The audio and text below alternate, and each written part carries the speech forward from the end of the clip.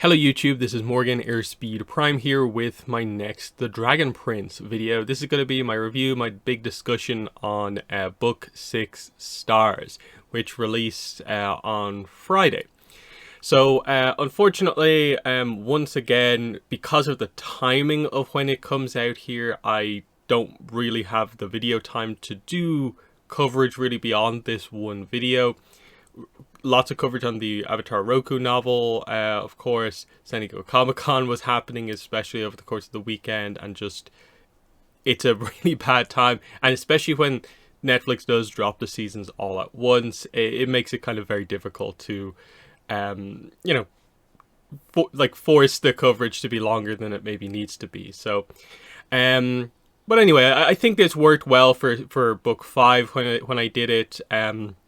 And I have some notes here as well, just for some more kind of visual stuff going on here. But yes, this will just be a kind of really long discussion, kind of roughly going through it sort of episode by episode. But, taking breaks to discuss bits and pieces where we need to.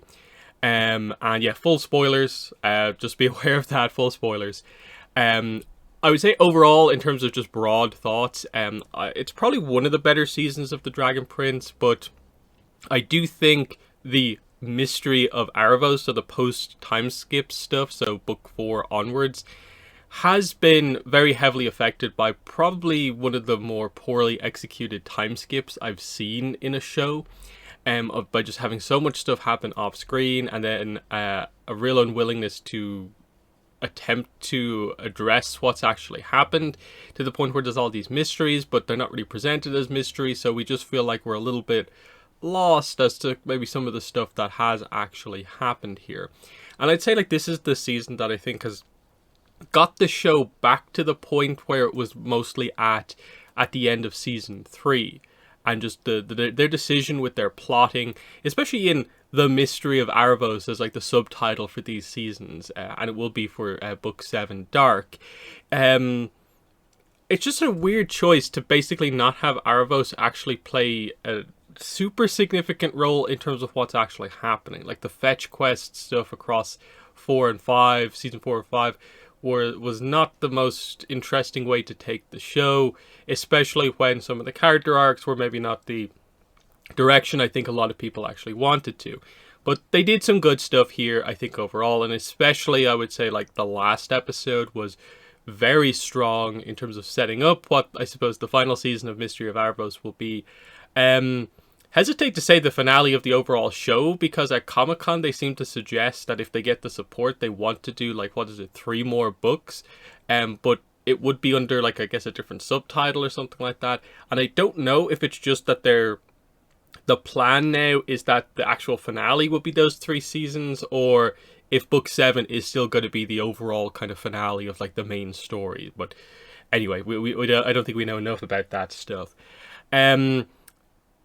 I still enjoyed it. Like, this show is capable of doing some really, really outstanding kind of character moments. Like, Viren and what happens with him when we get to it is such a strong moment. And, like, Soren's kind of involvement in or around that is very good. Claudia, over the course of the season, I think is very strong. Supported well by, Terry. I think some of the weakness is just that with Rayla and Callum, unfortunately, the awkwardness and the drama surrounding what they did is just, it's followed both of their character arcs throughout these couple of seasons, and it maybe just overall hasn't helped things. I think we again get strong moments with them, but the writing feels very messy, like they never really had it fully planned out what they wanted to do. And then they kind of maybe saw some of the fan reaction to this and maybe kind of had to course correct. And we've got back to an okay point, but it is not ideal, I think, the way it's overall come together. So we'll discuss all this stuff as we kind of go through here. So with episode 1, we get a very interesting opening scene that kind of bookmarks the overall season. Where we get context for why this happens in basically the last episode. But right now we're left kind of with a bit of a mystery or surrounding why is Aravos crying? Who is this other Star Touch elf? Ends up being called like the Merciful One, but still we don't really have a proper name. And we get the kind of kind of poetry line, kind of about sort of the idea of, to a certain degree, like the star arcanum. We are all of us stardust held together by love for an instant, as like this is meant to sort of console Arvos with whatever he's upset about. And it obviously has a very different meaning, I think, without context and then with context. Because it's like, oh, this character's trying to help Arvos. Then it's like, oh, you really don't get it. You don't get what you've just like started here, basically, is the actual reveal. But the big thing in the first episode is, of course, Viren is alive. So the whole idea of like, oh, Viren's going to die if we don't do the kind of Infantis Sanguinae kind of spell. No, it happens. It's revealed that Claudia did the revival spell by sacrificing the being, the homunculus thing. I didn't really know what to call it. Viren, alive once again, very clearly is on this like sort of attempt at redemption arc. He realizes there are some things he needs to do and is trying to take a much better path. And the big thing is that he sees what the path he has led his daughter down, that she has corrupted herself with dark magic to like an insane degree, and look what it's kind of brought her, look at where it's taken her. And we get the whole idea of Viren's whole idea is that he would do anything for family, and he's very much gotten that across to Claudia, who would also do anything for family. But Viren tries to kind of reframe it as, no. Like, parents do anything for their children, but it shouldn't be the other way around ever to this degree. And he feels he has let her down this path and let her down overall. And Claudia throughout this episode is, the voice acting is really strong. It's a very emotional kind of performance because she's had this kind of failure in terms of what her mission is. She's lost her leg, and we get the idea of that she's losing everyone around her. People are, in her mind, betraying her. But of course, she's going down this path, trying to help them, but is, pushing people away because of that. Like, she is doing the same mistakes that Viren basically makes. And when we get to the kind of Viren backstory, you can see that kind of is effectively what Claudia has done. Like, Soren can't really stay with her if that's what she's doing, in the same way that Lissa couldn't really stay with Viren, given what he was doing. You of course get to see over the course of this episode how sort of how important Terry is to Claudia, that like if he isn't there, it does feel like she is just steamrolling down a path that she's not going to return from. So I feel there's almost like a big setup on that side of the plot that, okay, Terry's going to have to do something big to kind of get Claudia back in a way. So yeah, Viren plans to return to Katalis. This is his free choice, finally, with some freedom, that he's going to face justice, even if it hurts Claudia. So he feels he has to leave and face this alone, but she shouldn't go back with him, basically. So for Claudia, she interprets this very much as, another member of my family has left me now. Do I have anyone left? And so we get the pretty dark scene of like this absolutely broken, devastated Claudia deciding to leave Terry before basically someone else can leave her again. Before she is left alone by someone else, she's going to do it there. And you could just get the sense like this is incredibly emotional. And overall, I would say Claudia's arc, even though there are sections of the season where like she's not super heavily involved, it's a good arc across the 9 episodes that they do with her. And it sets up that, okay, she's kind of in a better space, but she still is, she needs someone to lead her instead of, I think, making choices on her own. And that, I think, is going to be key to, making a different choice for her as a character going forward. On the other side of the plot, we have the whole idea of the Pearl, of course, that we got. That was the big plot point, trying to find Arvos' prison. We have it now. And the idea is, okay, we're going to bring it to the Celestial Elves at the Star Scraper, and hopefully we can also find the Quasar Diamonds there, because we need them to do the spell to free the characters who are trapped in the coins, Rayla's parents, basically. We set up the idea Callum is very worried about being used by Arvos, which does happen at nighttime. And this basically prompts the idea of, yes, this is going to actually be the plan that they do is to find some way to better kind of figure out all of this stuff. Because, of course, there's a bunch of stuff that's required at the Starscraper. Apparently, the Nova Blade is there, and that's going to be the main way that you can maybe kill Aravos. So the plan is fake Candy Pearl left behind while they take the actual Pearl in an anti-magic blanket to the Starscraper. So pretty decent stuff in the opening episode. Going into episode 2, I'd say episode 2 and 3 are probably the ones where they're most side plotty. I think there's still interesting stuff overall, but like episode 2, this is the Mushroom Mage episode, which effectively resolves itself as the Mushroom Mage did honestly heal Zubeia. Zubeia is recovering. It will take some time because of the corruption, but she will be okay. And it's just the idea. Zim misses his mother in like the first episode, so they get to talk here. And she urges Zim to help his brother Ezran. So the idea that Zubeia kind of considers, Zim and Ezran kind of brothers is a nice dynamic and makes a lot of sense, with the first arc very much being the Dragon Prince arc. Those two are meant to be sort of side by side. Otherwise, like the Mushroom Mage antics maybe are overdone considering like what is actually important in this side of the plot. They maybe overdo it a little bit, but it's not too bad. Sure, does the Mushroom Mage make a few too many mushroom puns by saying mush everything? Yes, but it's fine, it's fun. There's not too much to complain about, I think.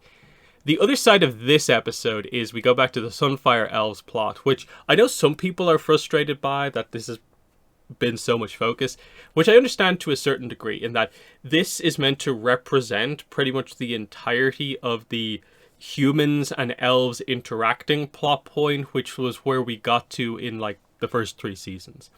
The problem with this mainly, I think, is just that it's only Sunfire Elves, that like we have not really dealt with like the civilizations of like the Earth Elves, the Ocean Elves, other Moon Elves, all this sort of stuff. It's just humans and Sun Elves. And I get it, they're the two at the border to a certain degree, and that's why we're doing it here, but it would be nice, just on the world building side of things, if this plot was able to incorporate more of that in, and just highlight how close are humanity and Xadia, in that, like, is this just one group that is doing really well, like the Sunfire Elves are incorporating humans in, and kind of vice versa, or and then the rest of Xadia just doesn't care.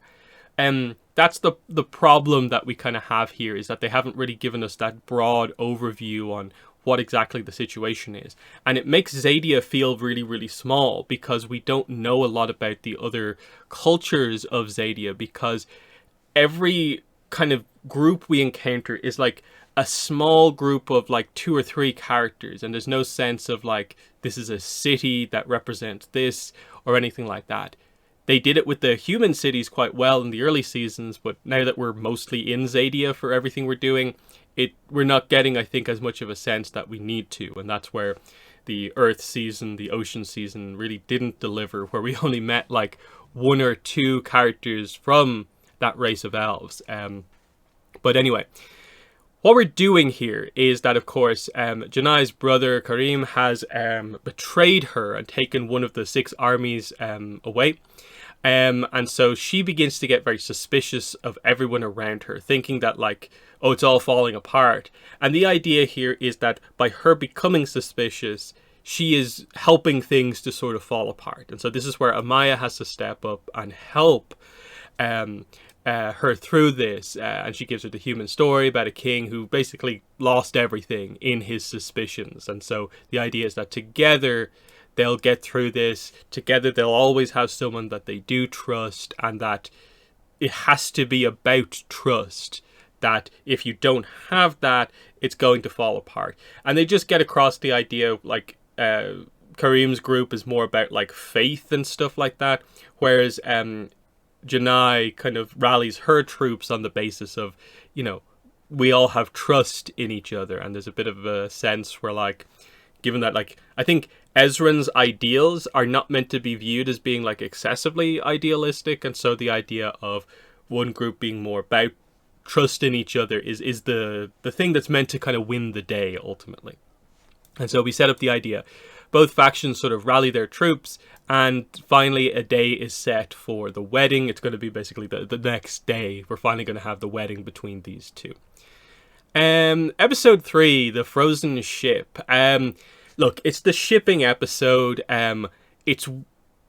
I thought this was indulgent to a pretty wild degree what the writers did with this one. I thought it was a bit of really leaning into the shipping nonsense, really leaning into like the fan reactions to things, and basically the characters in the show talking about it in that way. That it was not, to me, clever. It was just like, no, come on. Like, you just couldn't help yourself doing this. Like, it gets a little bit of a laugh, but at least to me, I thought it was a bit embarrassing that they devoted pretty much an entire episode to this. And sure, if you are a fan of this relationship, and I like this relationship, I just would say I don't really get involved in shipping stuff in fandoms because it just tends to lead to problems in my experience. I like Callum and Rayla, but I don't like the writing surrounding it, you know, since remember, they had Rayla leave in a comic and had to explain that comic in season 4, and we haven't really addressed all of that stuff. And that's the big problem, is that they really refuse to really address this overall. And there's just a real sense of they know this is there, but they don't want to actually have Rayla talk about this to Callum. And so Callum is written to be super understanding of everything that Rayla does, and he doesn't need her to explain it, and because of that we don't actually get it explained. Whereas I think a lot of people, rightfully so, do feel that you can give us all the kind of cutesy moments between these characters that you need to, but this is a huge thing that happened. Like, she was gone for 2 years, like shortly after they really started their relationship, left on his birthday as well. Like, why are we not addressing this and doing all this stuff? Like, we get an apology. It's a technical apology, but like, there's so little to it later on when we get to it. I just don't understand what the idea here is, especially like the idea of like Rayla reads the ship captain's like logs about how she had everything except she wished she had pursued like love, basically. And I don't really feel that plays too much of a role necessarily for Rayla. It just felt like, okay, we're doing the shipping awkwardness stuff, but we'd already done this before with these two characters, so why are we doing it again? And it was just very on the nose. And then this isn't even the episode where like they actually do stuff with the ship necessarily. Instead, we introduce more drama into things with the idea of, hey, Rayla, promise that you will kill me if I ever get possessed by Arvosen again. And the idea of Callum pointing out that yeah, that's the promise Callum wants from Rayla, and then Rayla for Callum wants him to never sacrifice the greater good for one person overall. So there's clearly obviously going to be some sort of a setup here with this. Now, they could do it in some sort of a way where they do some technicality where like both of them are able to fulfill the promise, or both of them break the promise, or, you know, some combination of that.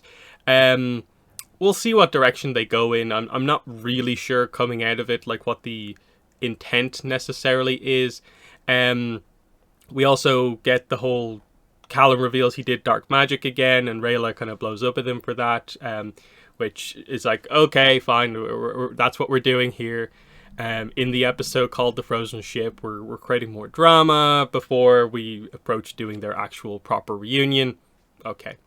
Versus the really well done relationship, Claudia and Terry, which they actually do a really good job with. This very kind of quiet scene where there's not really any talking, but Claudia returns to Terry. I suppose she calms down like a little bit, and then Terry kind of cleans her up until she is kind of ready to kind of talk and move on.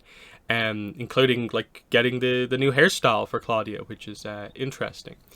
The main kind of interesting moment between Callum and Rayla in this episode is that we learn that Callum's biological father's name is Damien, who is a writer and poet who had a breathing sickness, and this is why he died kind of when he did. And there's a scene that kind of connects it a little bit later on, and the idea is that this is the strongest person that his mom ever knew, basically.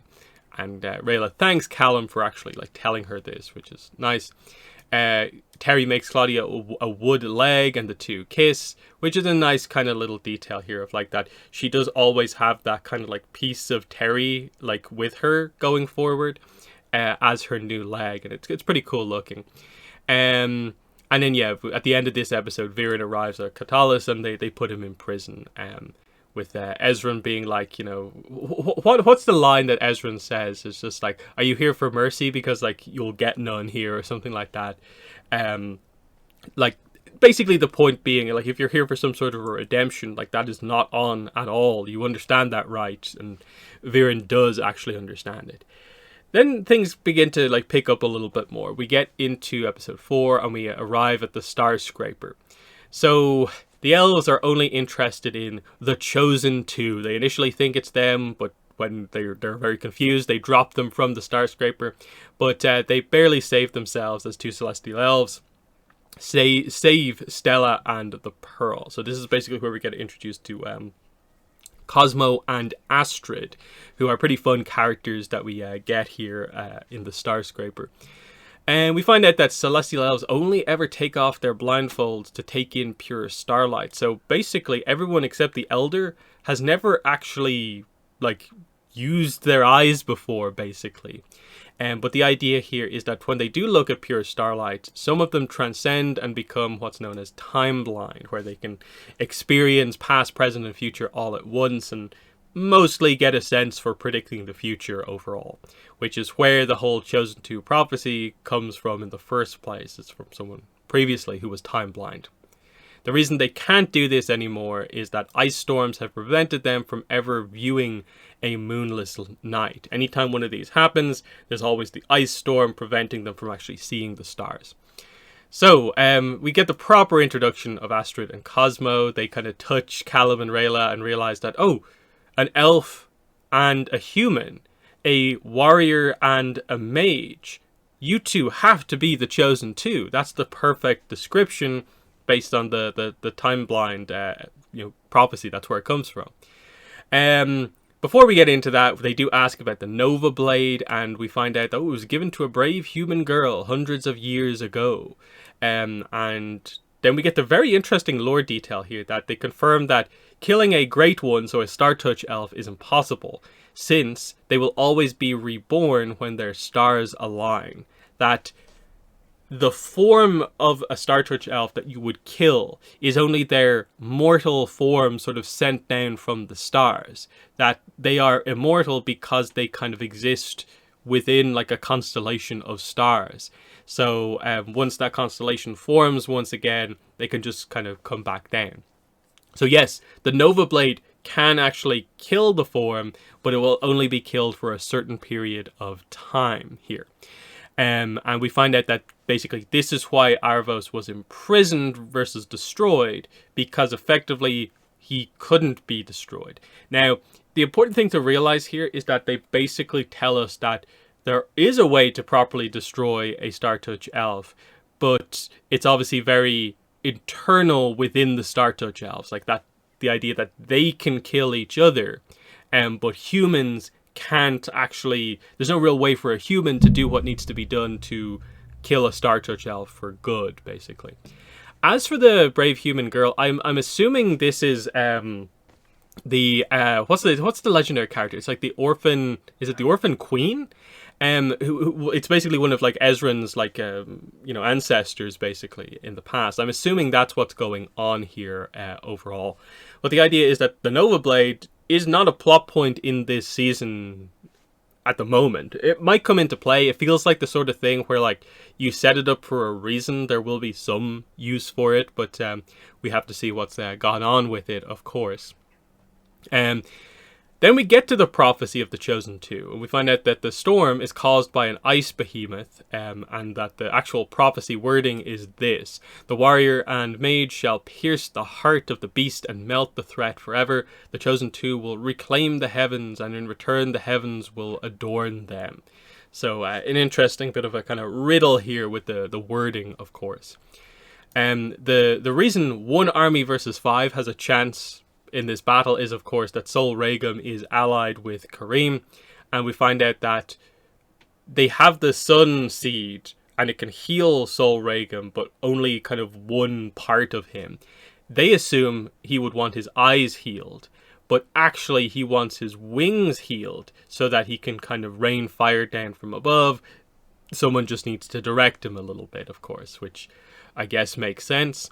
And so Soren arrives back, is told that his father's back, setting up the idea of important stuff when these two are going to actually meet, of course.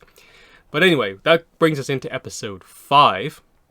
So Soren goes to see Viren. It's an interesting one because you can see how desperate Viren is to try and talk to his son, and he realizes how wrong he was in the way he handled like everything with him, the way he treated him much earlier, when he was much younger, and especially the last time they met, of course. And I like the kind of explosion here of emotion from Soren, because Soren was in full on I am the comedy character mode, and so this is a real shift for him that is, I think, very much needed. He just can't believe his father. There's so many lies, and he thinks he's being manipulated again, that, you know, when his father speaks to him, he just thinks that there's manipulation or blame assignment in there somewhere. He can't see that, in this case, Viren is kind of trying to be honest, but you can't blame Soren for thinking the way that he actually does. Viren tries to get across the idea that, you know, none of this is your fault. I don't expect forgiveness. And the idea is that hopefully these words will be useful to you in the future, even if you can't sort of take them in right now, basically. It's at this point we get the actual sequence where Rayla and Callum go out to kind of deal with the ice behemoth. But when Rayla gets up close, she realizes something is up with it, and instead sings to calm down the beast rather than doing the carve the rune into it, and Callum will use the magic to melt its heart, literally. This is more of a figuratively kind of type thing going on here. She says that it's a pet that misses its master. She reveals that the ice behemoth's name is Esmeralda, and that it is the companion of Luna Tenebris, who is, of course, dead. Luna Tenebris being the former archdragon of the moon. This is one of two, like, lore drops that we get where I'm a little bit like, huh? Like, were we meant to know stuff about this beforehand? And a lot of this is like, okay, the reveal of the ice behemoth being Luna Tenebris's kind of companion, okay, that's new. But I just feel everything that surrounds Luna Tenebris, I'm kind of like, can you tell us more about this character and what's going on here? Because, of course, there's the mystery of, like, how did she die overall, and why is there no new moon archdragon, and, like, what's going on here? It's a nice kind of moment here. You know, Rayla uses a moon opal to fix the heart, which is the kind of collar thing, and this does clear up the storm. In exchange, they're given the Corona of the Heavens, which has the 3 Quasar Diamonds, and there's a nice moment here where Rayla kind of realizes that the reason Callum was kind of like all in on, yeah, we can be the Chosen Two, even if you don't think we are, is because he had sort of figured out that, well, the Quasar Diamonds must be the reward for accomplishing the quest as the Chosen Two.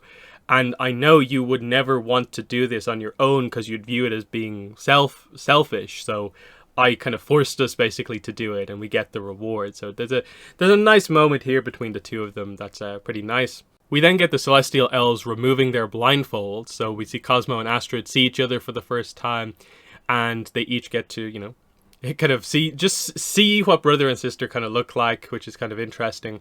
Cosmo then looks at the stars and transcends, and it's revealed that, yes, he has become time blind. So he goes to each of the characters and has a little bit of a moment where he talks about what their star is in terms of what their future is.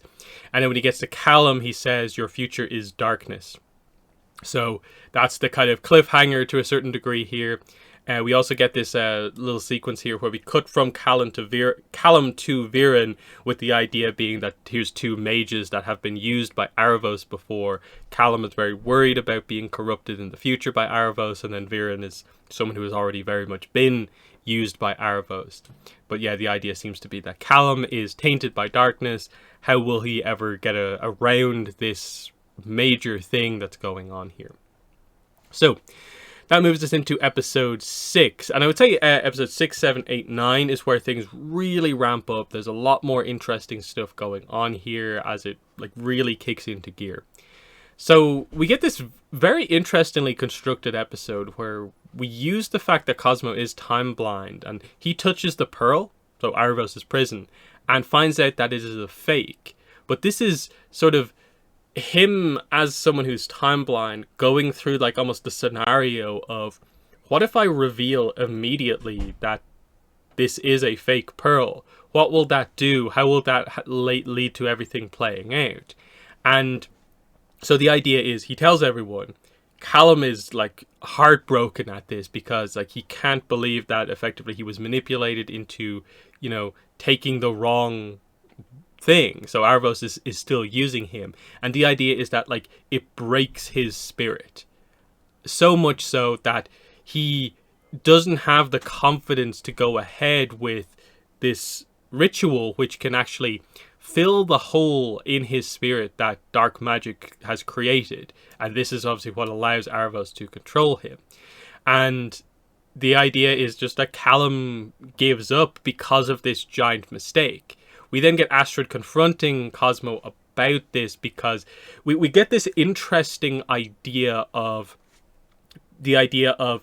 sometimes by giving the truth, are you actually giving someone sort of clarity and purpose, where telling someone the truth, it will help them, or is telling them the truth hindering them? You've taken this thing that and now pushed it onto someone else, and it has now impacted them and their ability to do stuff kind of going forward. And is that useful, is the kind of idea.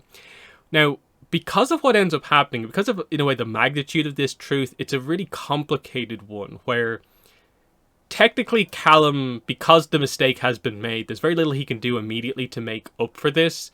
But if he was told immediately, maybe something might have happened, but he would never have healed the hole in his spirit like he actually goes on to do.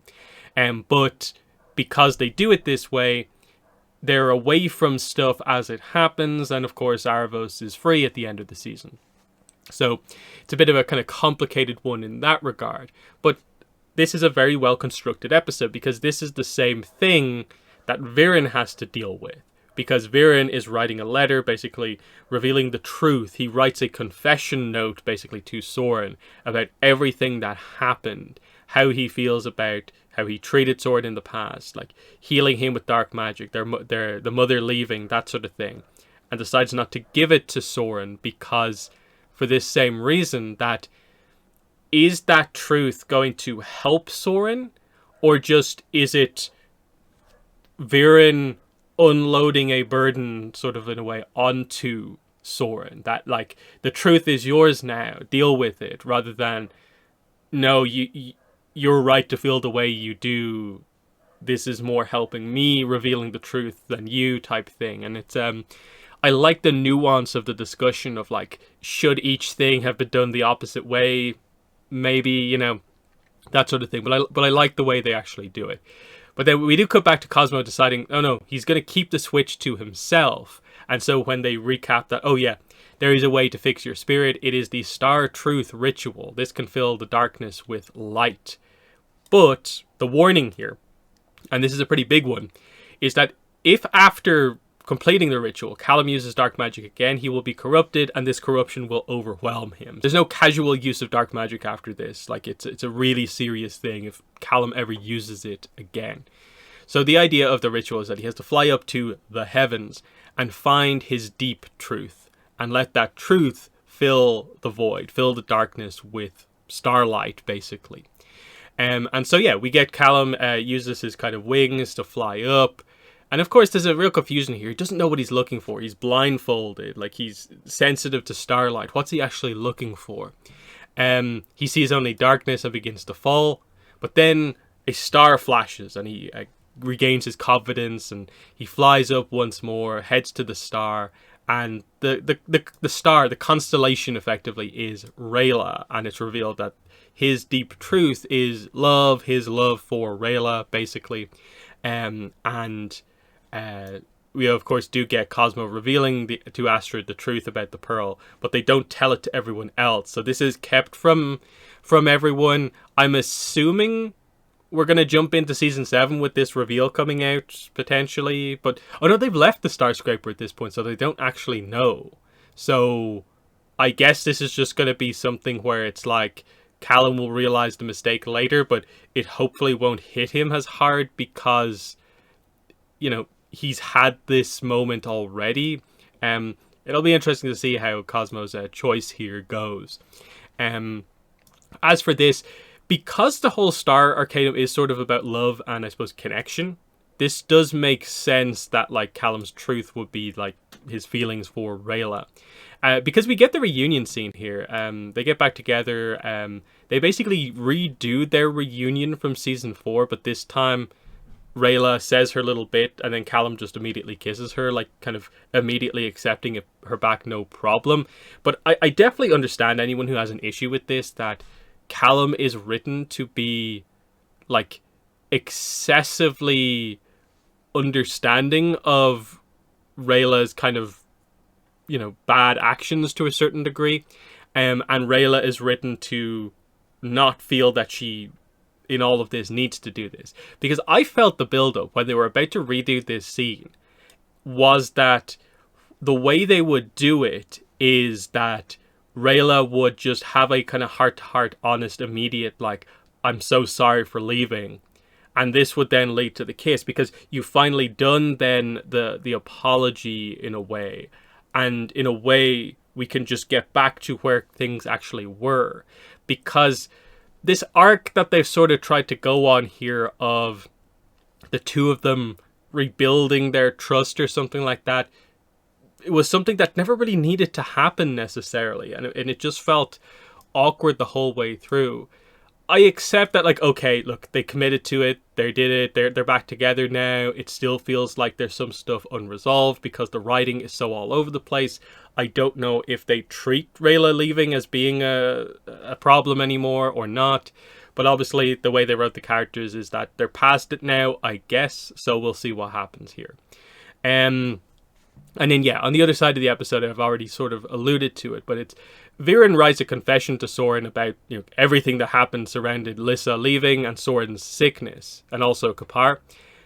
And it's a full-on backstory here. Now, they show some of it in full animation, but then they show some of it with the illustrations, which I think is a really nice choice for some of this stuff. So, yeah, Soren had this breathing illness. He was very weak in comparison to how strong he is now. This makes Viren desperate enough to use dark magic. And so the idea is he needs to use Kapar's staff, which is the one that Viren has, of course. And it's also Ziard's staff as well. So, there's a bit of a backstory here with the idea of, like, Kapar doesn't use magic anymore, specifically dark magic. So, is there something he's learned about that made him make that choice? Or is it just he realizes he doesn't want to be corrupted anymore type thing? There is a nice Viren and Harrow talk where Harrow wants to marry Sarai, but it's only been a year since Damien passed away. And Viren says that if it's love, do what you must, basically. And Harrow really likes this advice, and the idea is that I guess he's going to propose. But Viren is like, yeah, it is good advice. I'm going to do it too. And this is, again, leaning into the kind of Viren, Claudia, do anything for family dynamic of, like, there's a difference between sort of like making a bit of a bold move out of love and what Viren does, what Claudia does to sort of protect their family and the extremes of it. And you can see the good and bad of this kind of advice and approach. Viren confronts Kapar at the puzzle house. He basically threatens him because he doesn't use magic anymore. He has the physical advantage here. He claims the staff, and then Kapar sort of in a way threatens Viren with the idea of like, I know the king. If I tell him about this, your reputation will be ruined. And Viren then uses dark magic and traps Kapar in the coin. So that's where that whole incident came from, of course. And so the final ingredient, in addition to having the staff to save Soren, is tears of his mother. Now, Viren points out that given how things had been, with Soren being so sick, those tears were not, it's not like a rare item. But the moment Viren goes to kind of get them, it obviously is this crazy scene because Lyssa sees her husband walk in looking like a monster because he's just used dark magic and asking for her tears, and then the idea of him holding her in place as she's terrified, and he like bottles her tears to use this spell. It's a brutal visual, even though it's this kind of rather like subtle moment, but it's a real sense of just, this is how far he goes. Like, he's saving his son's life, something you understand, but just the way it's kind of all panned out, it's like, again, he's gone too far, the extremes he's went through for family here. And so the idea is like, yeah, the spell works, Soren is going to be okay, but Lyssa leaves, and this, of course, crushed Claudia. So this was the moment the family kind of fractured apart here, because Viren's actions caused Lyssa to leave. This affected Claudia, of course, and then Viren went on to blame Soren for all of this actually happening, when he just happened to be born sick, and it was Viren who, did everything he did to save Soren. And that's the thing, that he went on from doing anything for his son to then blaming his son for the result of everything that happened. And that was, as is pointed out, like, that was the worst thing of all. And he apologizes for it. But in the end, he chooses not to give the letter to Soren because it's sort of like, it's basically kind of Viren unburdening himself upon his son, when, given the way his son views him, that's not the most helpful thing right now. Is he giving Soren clarity? Not really, because Soren has already found his path. Like, that's one of the stronger points from, I think, the previous episode, is that Viren can see the idea that, like, you moved away from, like, in a way, the tragedy of our family on your own. Like, you showed your strength by finding your path without us, basically. And that's something he's not going to kind of mess around with, basically. So that moves us into episode 7. So we have them leaving the Starscraper and they head for the Moon Nexus, but I'm pretty sure that's all we see of them for this episode. We quickly get Sol Regum's wings being restored here by the spell, and then we get the Janai Amaya wedding, and it's going to be a mixed Sun Elf and human ceremony here. There's some weather delays because the sun is, blocked by clouds, and that delays things a little bit. Eventually, news comes in that Kareem has kind of positioned his forces nearby. This puts a lot of tension kind of in the air. Do they go ahead? Do they cancel it for now? Of course, they don't know about the Sol Regum connection to Kareem's forces, with the idea being that this is how you counter 1 versus 5 armies. One side has an archdragon. So Ezran is going to go to negotiate while the ceremony continues. Anya also goes with him, which is nice to see her again. But, like to see him stepping up as the leader of, like, I'm a king, I'll try and negotiate. And again, like, it is Ezran's idealism here, the idea of him wanting to focus on love as the kind of what is remembered historically of this era, not just strength. Asking, do you love your sister? And Kareem is like, he's a bit taken aback by this. He's like, I do, but you can see that right now his cause means a little bit more to him than his sister's love. And it's at this point the connection is made. Corvus realizes it is a trap. Because, of course, like, Kareem's demands are pretty extreme. Like, he wants to be made the king of the Sunfire Elves, and he wants all humans sent back to the other side of the border. So he wants to set back all the progress that's been made between both sides, which is not a good thing, of course. Kareem, yes, I think it's fair to say, has been a bit of a over-the-top sort of, not silly villain, but, like, not nowhere near as intelligent as he tries to make himself out to be. He is the villain who's like, yeah, he's going to get defeated, and I'm going to look forward to him getting defeated. And you see how much he loses control of the situation here.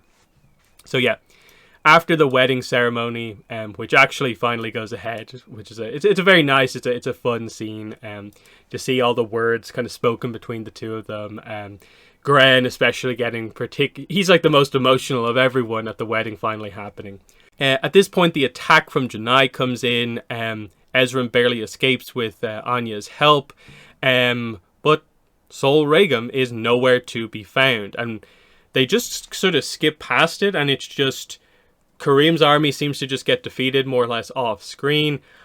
It looks like he potentially gets trampled, but I'm assuming he survives this, and we're just going to jump in as like an early season 7 scene with what the result of all of this actually is, because Sol Regum has done what he has done, Kareem's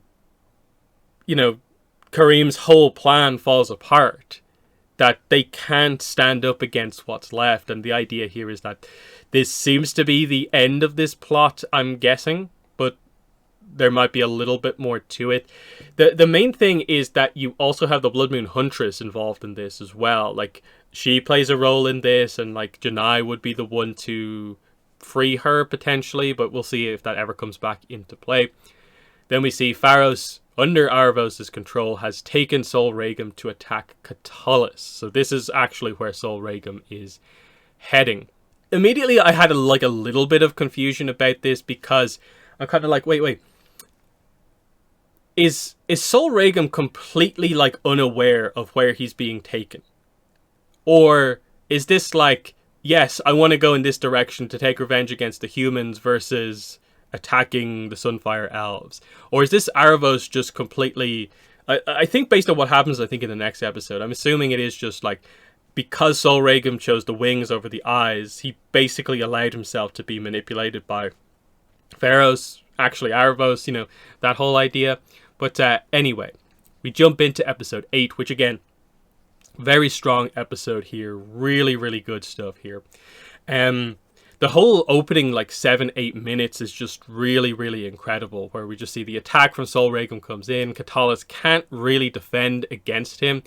They do pepper him with spears over and over again, and there's almost a sense where if they had maybe double the amount of forces, they might have eventually been able to take him down, but because he takes damage over the course of the fight, but he's just too powerful overall, swooping down fire when he needs to. And so Soren realizes that there's no real hope, and that his father is the only one who might be able to actually do something. And so finally he speaks to his father. He wants him to use dark magic to save the people, the Heart of Cinder spell that will make people immune to dragonfire. And we just go back and forth over the idea of, I can't do it because I don't have a primal stone. You could do it via dark magic, but he doesn't want to do it that way. And also, to do that spell, it needs the sacrifice of a human heart. And the really powerful moment here, Soren is like, take my heart. Do this to protect the people. And then you get the amazing sequence here. And I do think it's super, super strong what they do here. There's no real dialogue for the most part. You just see a bloodied Viren making his way out onto the balcony to confront Sol Regum. He prepares the spell, and then he uses dark magic, chants the spell. It works. The people go immune. They get the kind of Sunfire skin, basically. They're immune to fire. Sol Regum passes over everyone, hits them with fire, but he doesn't realize that they're actually going to be okay. And it's only at this point they cut to Soren and reveal that, oh, he's here. It's Viren using his own heart as the sacrifice for the spell. So this is Viren's true sacrifice, his sort of quote-unquote redemption in death here, of his final act being a servant to the people, he's kind of always wanted to be. Finally saving them once and for all. The idea of this is the season that almost at the same time vilifies dark magic the most, but then presents it in the best light the most as well, because there's obviously more to it, I think, than we maybe know. And so the idea of here is this very heroic use of dark magic, of the idea like using yourself as the fuel for the spell. But like it's a really good, I think, ending for Viren. Of Soren gets to see his father kind of doing this for other people, thinking of others rather than himself in a way. Soren evacuates the rest of the people here. It's really, really good. Like the show the show is capable of doing stuff like this when it's at its absolute best. It's just perhaps a little bit too messy to maybe consistently get there all the time, but it's still, I think, quite good.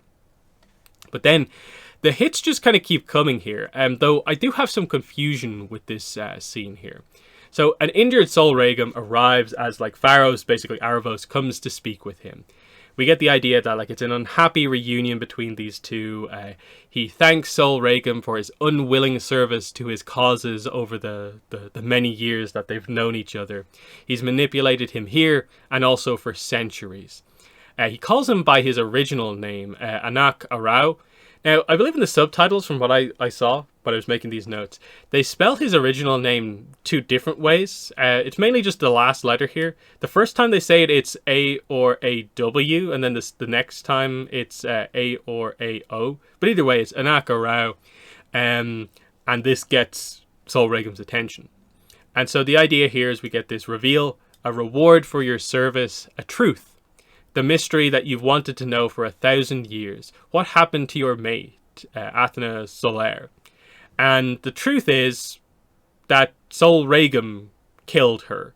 In his fury, he buried her alive, and Arvos laughs at this. Sol gets angry and eats Pharos, but basically chokes on him, and his own fire kills him. So we have the death of Sol Regum here as he goes up in flames, and Arvos gets sort of, as we'll learn shortly, revenge against Sol Regum finally, basically. But it's actually been a long-term manipulation and eventually, leading to his death. It's pretty interesting the way they go about this. But like the kind of Luna Tenebris kind of stuff from earlier on, this reveal was a little bit like, huh? Like, am I meant to have some foundation in what happened, what incident they're talking about here before? Like, I think it's meant to be a new reveal here that, okay, his mate died and he didn't know about it, I guess. But the idea that, like, Sol Regum did something that led to some sort of burial, but, like, he was unaware that, like, he killed his mate while this was happening. Like, what timeline are we talking about here? Like, what is the context behind this? I feel like I missed something quite heavily, because why didn't you like flashback to this to show some of this rather than just tell us? So I was a bit taken aback by that's interesting, but this doesn't hit me that much because I feel like I've missed something. And that's never, I think, a great position to be in. Maybe they'll come back to it, but I really felt like this was the end of Sol Regum's character arc, basically. So what's the whole idea really here? Like, does this relate to like the Zeard situation? And like, is it that when he attacked like Ilarion, she was in there and that rubble? I don't actually know. Needed a little bit more detail in my opinion, because there's so many different connections that you make here with Arvos talking to like Sol Regum because he's known him so long and all this stuff. It just needed a little bit more. Claudia finds the body of her father. She's heartbroken. But suddenly Arvos speaks to her, revealing his prison nearby. And this is the whole idea of this is why he had Callum do the switch. Of he needed to make sure that the prison could get into the hands of someone who would actually free him. And so Claudia missing her father figure, kind of Arvos in a way stepping in to kind of be that here, is basically what happens. This is how he will get free of the prison. Callum and Rayla at the Moon Nexus is an interesting sequence. So we get to see Lucienne again, which is kind of nice. Big reveal. Only 2 of the 3 Quasar diamonds are real. The other one is just a rock. So it forces the situation on Rayla, where she has a choice to make, basically. She has basically coins of 3 of her parent figures, so her actual parents, and then Runan, who is her most recent parent, basically. How can she make this choice? And it's a terrible thing that she has to do, but there is a choice to be made here. Claudia buries Viren. Arvos speaks to her and Terry. He wants Claudia's help, and she actually does want to help. I like Terry in this scene speaking up and being like, this is crazy. Like, let her grieve. Don't just immediately go and try to, like, use her. He can see kind of past what's happening here. And it makes me think there's going to be some very interesting stuff with Terry probably in the last season. Because it kind of feels like we have been building up to... He has been helping Claudia, but he's been kind of relatively hands-off, letting her mostly do what he needs to do. I'm waiting for Terry to like really act on his own and make a big move, is kind of what my thoughts are. So then we get the really interesting thing. So Arvos explains the spell that is effectively the spell that will free him from his prison. And it's also the same spell that Callum is going to have to use to get anyone out of the coins. So the spell to return a spirit to a body requires blood, feather, bone, root, a flame, and a quasar diamond. So it needs to represent basically all 6 of the primal sources, effectively. It's a star spell, so the kind of magic source has to be a quasar diamond. So this is the super rare aspect of it. So to free Arvos, we need a quasar diamond, but Arvos is prepared for this because it's revealed the missing 3rd diamond is actually what is the kind of magical stone at the center of Viren's staff is. It's kind of hidden under a spell, but it is the other quasar diamond, and so she uses the spell, but it fails, setting up the last episode with the whole idea of how does this spell truly work and operate. So lots of interesting stuff here. I've obviously done it more like story arc by story arc here, rather than I think the way the episode does it in order. But Arvos explains that the spell must be cast with love. She worries that she can't cast it with love, that like, it's for you, but like, I don't think I feel that way type thing. And so Arvos tells his story, which is sort of like about love, and the hope is that this story will help her to be able to cast the spell properly. So it's the story of like basically how, like your own father, Viren, how much he loved you, I had my own daughter, Leola.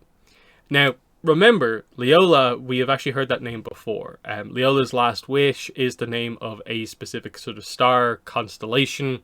Now, how does that come into play? Why was it named that? What is Leola's last wish?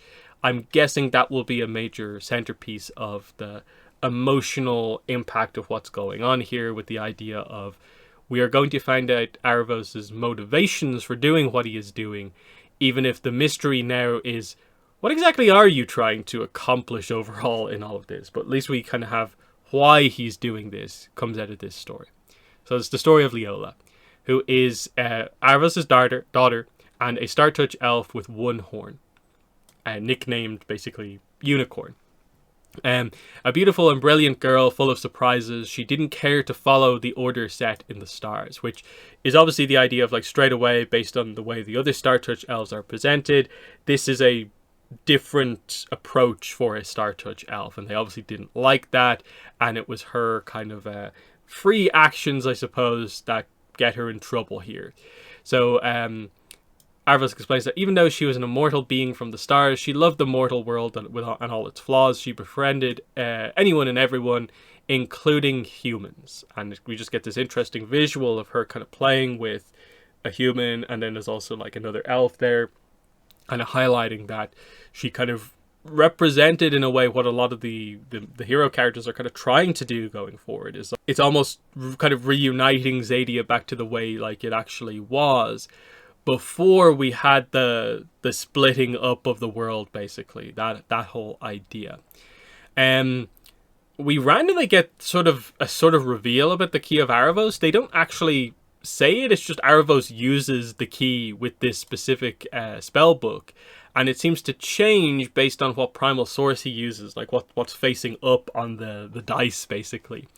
And that I think he chooses Earth this time, and so the spell book changes into like an Earth book. Now, they only really linger on this for the idea that I guess Leola has left a drawing of Aravos within that part of the book. But I guess the idea is that Callum, I'm assuming, will find this book, and this will be sort of key to him learning, I'm guessing, nearly every spell or something like that, and knowing everything that is actually possible. A human girl tells Aravos that Leola has disappeared.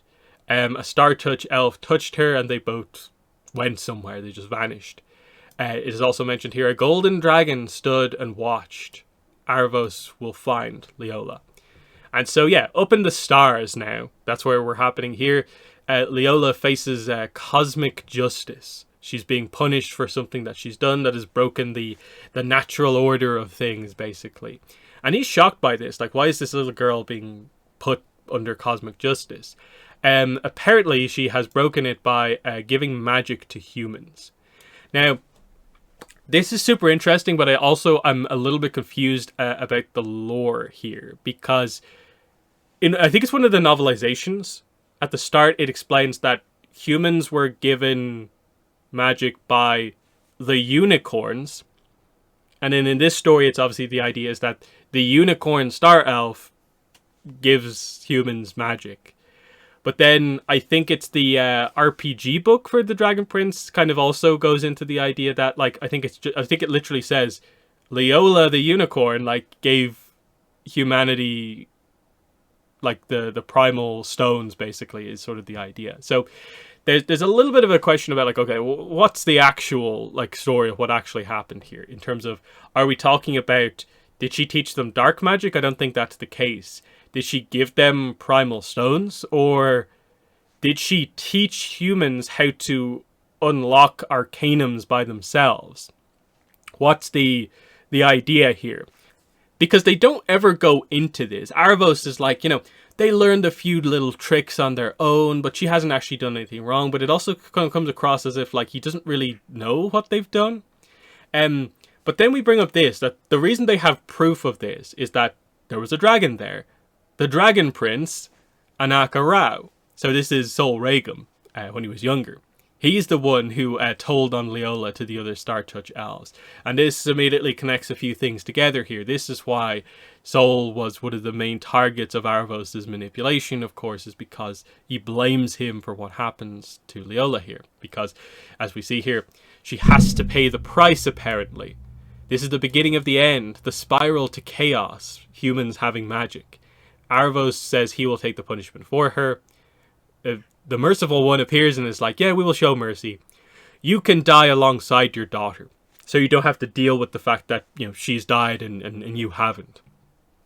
And of course the idea here is that this is a shocking thing. Like, this is how you show mercy, is by two people having to die instead of like one, and you're still justifying killing this little girl over a mistake, basically. He says here he chose to live at this moment, but that from that point on, his life would take on a new purpose. Now, they don't quite go on to say what exactly this is about, but they're asking you to sort of connect the dots in terms of, like, obviously, revenge comes into play from this point on, and this is why he does everything he does that we know that he's done in the series. The problem is, we don't know a massive amount about what he was exactly trying to accomplish with everything that he did, but we'll talk about that in a second. But anyway, big emotional goodbye between Aravos and Leola. Just the idea of just this, you don't see who's doing it, but like Leola is like pulled away, levitated into the air, and kind of transformed into her star kind of form, and then shot into the planet, basically. And we get this like super interesting kind of world building stuff here, where she's shot into Zadia, like there's a crater there, and we see Aravos crying over the crater, which is the opening scene of the show. It's like him up in the stars crying down onto kind of the planet, onto the crater, and he cries for so long that it fills that crater, and this is the Sea of the Cast Out. And it's a really interesting thing, because if you go back to the last episode of season 5, the underwater fight, you see a giant skeleton in the water. And because of the reveal of like Arvos's giant physical form, the idea is obviously that you see Leola's skeleton on the bottom of the Sea of the Cast Out here. It's very clear that that's what it is, and it's a pretty brutal kind of reveal when you connect those dots, basically. And it's just such cool world building, the idea that like Arvos is responsible for that sea being there. And then also, this is where his prison was. His prison was put in the sea that like is of his own making, where his daughter's body is, which is kind of a pretty brutal thing to think about. But that is Arvos's backstory, at least as told directly by himself. Has he kind of changed it to make himself more sympathetic? Has he been completely truthful here? We don't actually know. The big thing here probably is the idea of Arvos as a character, like, because he is a Star Touch elf, like, are they going for sort of the idea that like he doesn't lie because star magic is kind of based around like deep truths and stuff like that, so he doesn't lie. He'll manipulate and all this sort of stuff, but he doesn't directly lie in that way. So an interesting one. So this is the setup for Arvos's spell, basically, to a certain degree. But let's talk about it here, actually. The idea that his new... What is his new purpose? Obviously, he goes on from here to take revenge. Most directly from the last episode we saw, that he takes revenge against Sol Regum by manipulating him for years and years and making all of this stuff happen. My guess is, to a certain degree, this is the idea that Leola has been punished for breaking what the Star Elves want, which is this cosmic order. And she has broken that. And I guess to a certain degree, he makes it his mission to make sure that there is never a cosmic order again. Everything is pure chaos. And he does that by pulling the strings of the people, humans, people in Xadia, and causing them to be at conflict with each other. And then the other point in this is does he go after the other Star Touch elves in terms of, like, again, present day, we haven't really seen any of the other ones, and he is described as like the last of the great ones, which are the Star Touch elves. So have the others died? Because what we learn here is, of course, that they sentence Leola to death, and they do that by basically, I guess, destroying her star, by basically taking, I guess, one of the stars, or the main one, out of her constellation and, you know, sending it into, you know, to crash somewhere. And the idea is that the other Star Touch elves are capable of destroying stars, and that's how you actually go about killing a Star Touch elf for good. So is he trying to do the same with all the other ones, like especially like the merciful one, whoever that ends up actually being? I'm wondering, is that a major target of what he would want? Because the opening scene of her trying to like tell him that like it's all about love, when she effectively, you know, made that agreement, it's an interesting one to think about, because I am still waiting to see, like, overall, like, everything he's done has been to create chaos specifically, and like, so he's ended up manipulating, killing a variety of like important figures on both sides of things, leaders, archdragons and stuff like that. But like, to what end? Is it ultimately to lead to the death of the other Star Touch elves? Is there a way that he maybe hopes to revive Leola in some way? I don't actually know. But I think they're going for thematically the idea of the things we do for family, and is this a bit too much in a way? And I think, is it maybe going to have to be the thing that might make Arvo see what he's doing is wrong, is what was Leola's last wish? And I'm guessing that is probably peace between everyone, basically. So peace between Xadians, peace between humans, and not the chaos. That she wants an order of sorts, but an order based around kind of love, which is also like Ezran's philosophy on the way things should be, you know, in the more political sense as well. Is that what we're doing here? But then this gets into sort of the idea of like, oh, does that mean he's responsible for like manipulating stuff around, like say like the Nova Blade? So like, whoever that was used on before, he kind of facilitated that happening, or what?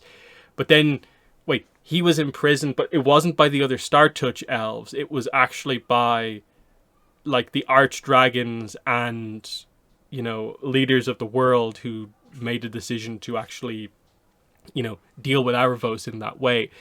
There's some timeline stuff here because there's obviously like the idea that he's immortal, so he's absolutely ancient, but then there's like ancient history, more recent history, and then what's just happened in the story, and like he's a part of like all of that, so it's hard to judge what exactly the scope of what Aravos is about here actually is.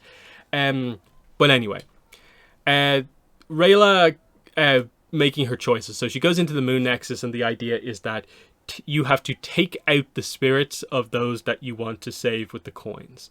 They will be drawn to their coins because it's like the other side of their kind of soul, basically. So she first encounters a corrupted, angry Runan. When she runs away, she finds her parents, who aren't corrupted, but have obviously been here so long, they're kind of used to kind of the kind of like eternity together type situation. She does have a full conversation with them where like she does explain that like, I myself and Callum and Ezran like rescued the egg. Your mission was a success. You did what you needed to do to save the egg, and later on I was able to kind of bring the mission to its kind of complete end. So they kind of have a sense of completion about what they were about. But Rayla also decides that this is the time to say goodbye to her parents. That she makes the decision that she's only going to use, I guess, one of the coins, Runan, her actual parent. I think with the idea mostly, I suppose, being that in a way, her parents, like that was their destiny. Like they did their job up to that point. Whereas the stuff that happened surrounding Runan was more of like, that shouldn't necessarily have happened. There's more time needed there, whereas there's an acceptance with what's going on with the parents. The parents will have each other sort of in the afterlife, but Runan needs to get back to Athari. Runan needs to get back to Rayla, that whole idea. And so that's what we get here. It's like, how do we break through the corruption? And that's getting him to remember, you know, his promise to kind of come back to Athari. And also then the whole idea of, I like the scene switch actually here to the castle walls, and the idea of he can't forgive himself because he tried to kill his daughter. And at the same time, she says the same thing. And it's just this idea that, in a way, for like the first time to a certain degree, it's the two of them admitting that to each other, that they are kind of father and daughter, and that they both need each other. And so, yes, she's going to get Runan out. He turns into this sort of flower. She takes it back out, and the spell is going to happen. Right before that, Terry does argue that, you know, Aravos' story started out as a story of love, but turned into a quest for revenge.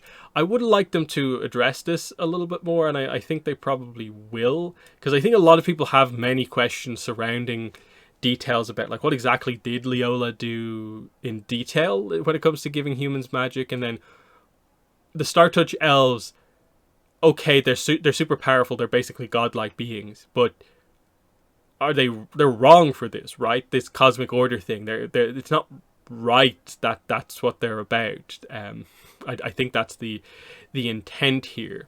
But we'll see what the idea here is.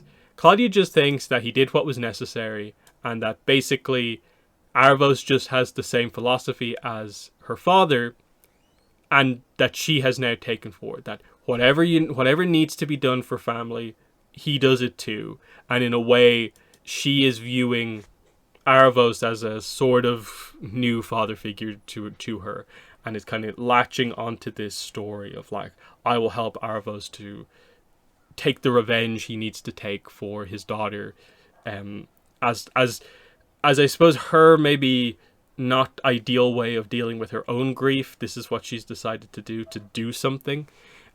Which is why it's going to be so interesting if Terry is able to get through to Claudia to think about this a little bit more. That could be a really strong scene. But then we get the idea here. At the same time, Claudia and Callum cast the very same spell, and so this brings back Aravos and Runan. We get the Runan reunion here, of course, and the idea of he's been gone for so long, he has missed all the plot, so he has no idea that like humans and Xadians have a better relationship now, so he'll have to be caught up to speed on things. But it will overall be interesting to see what sort of a role he plays. I guess we have another leader character on the Xadian side of things who's going to be like allied with all of us, which is good. Maybe this will bring more of the moon aspect of things properly into play as a kind of community, rather than just Rayla on her own, maybe. But Callum then looks into the distance and sees Katalis burning. So obviously early on next season, we're going to have the idea of everyone caught up to speed on everything that has happened. And we'll see what way they go about doing all this stuff, because he still doesn't know yet about the Pearl switch, the Aravos' prison switch, and that Aravos is now out.